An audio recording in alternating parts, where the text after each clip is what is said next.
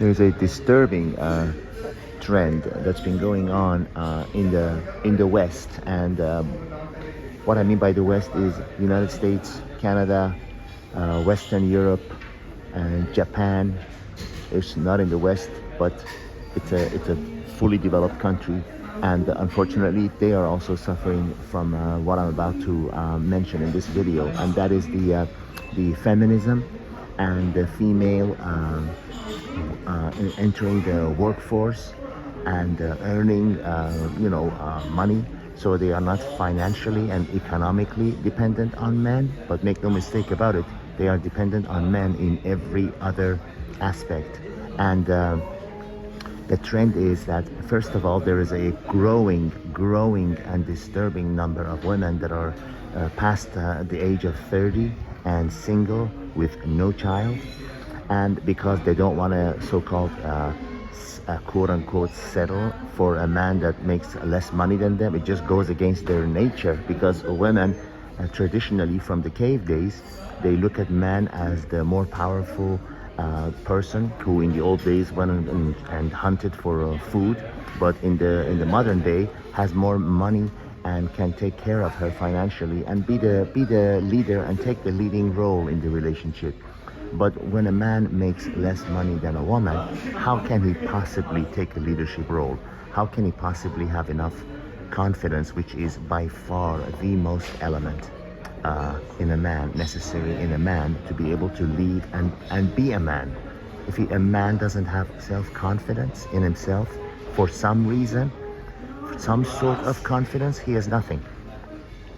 And the first trend is that the 30 plus women that are single, never married, without a child. And the second one is all these career women that are now divorced. They have single mothers, we call them. You know, they're divorced with children and everything. They have great jobs, or they've taken the house and a good amount of money from the husband. So they really economically do not need a man, so they cannot convince themselves to be with a man that makes less money than them, that does not have a house, a huge house like them that they got from the husband. They just cannot do that. I don't blame. I don't blame. What I mean is, I can understand where they're coming from, but that is hurting them far more than it's helping them.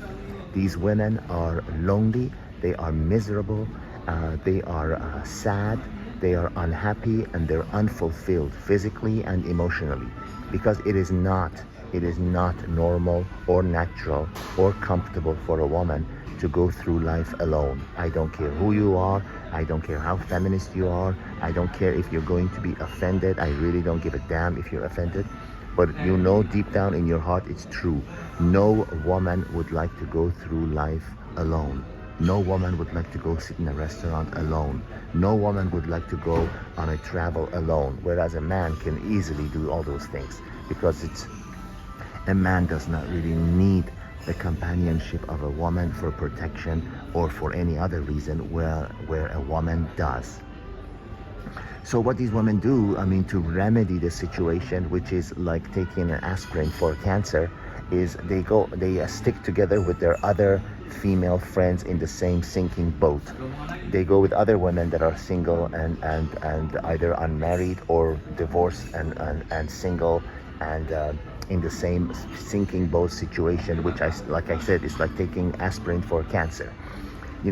That's the best remedy. What other choice do they have? Yeah, they can go online and present a false image of themselves and go on dates with these men who are after their one night of sexual satisfaction, and then in the morning they say bye, and they go with the other 200 million women that are available on these dating sites. There's no shortage of them. If you're a man with enough money to take care of yourself, there is a plethora of women that are available for short-term fun. So the point of this video is that this trend is causing a unmeasurable number of women that are in the West that are unhappy. Yeah, they have jobs, they have careers, so-called careers, they have money, they don't economically need a man, but that just means somebody gives you, it's equivalent to you just having food, breakfast, lunch, and dinner, and nothing else, as an analogy. So these women have their economic needs satisfied. They don't need a man to provide them, with a meal and a roof over their head because they've got a career and a job or whatever. But they don't have anything else that comes with having a male partner in their life. And that is simply just not enough. That just simply doesn't cut the mustard. That just simply won't cut it. It's not enough. So these women end up being lonely, miserable, dependent on alcohol, and going through life alone until they die.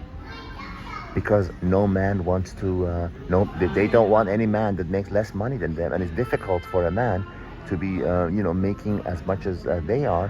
And if there is a man who is making as much as they are, well, they certainly don't want to be with a divorced woman with a child, or a single woman past 30 who's got attitude and that makes it absolutely unpleasant and difficult to be with. They want a woman who's agreeable and sweet and looks up to the man and supports him in life and accepts the role of a man as a man and a woman as a woman.